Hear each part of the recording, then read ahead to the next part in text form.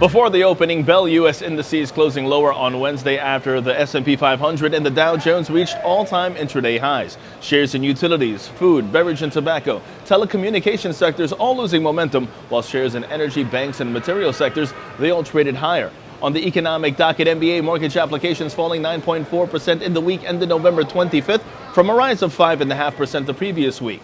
ADP employment change jumping 216,000 in November, personal income improving by 0.6% in October, personal spending increasing by 0.3% in October, pending home sales also improving 0.1% month over month in October, and Chicago PMI growing in November to 57.6, while the Federal Reserve released their beige book outlining continued expansion in the economy from October to mid-November. All of this combined, you have yourself a session with decliners ahead of advancers, 64% of S&P 500 constituents trading lower yesterday. Now, after the markets closed, PVH Corporation unveiling third quarter diluted EPS down 42% year over year on total revenues of $2.24 billion as net income dropped 43% to $126 million. Rockwell Collins requested by activist fund Starboard Value LP to reassess its $6.4 billion acquisition of BE Aerospace Incorporated and consider alternative options, including selling itself. This according to sources from Bloomberg.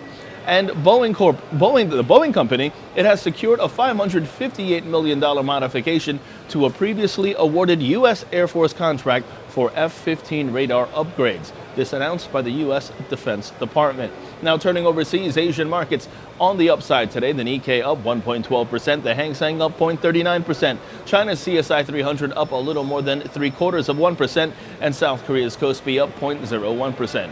European markets trading in the red, and U.S. futures calling for a consolidation at the open. In terms of expectations today, Kroger third quarter EPS seen at 41 cents. Dollar General third quarter EPS seen at 93 cents.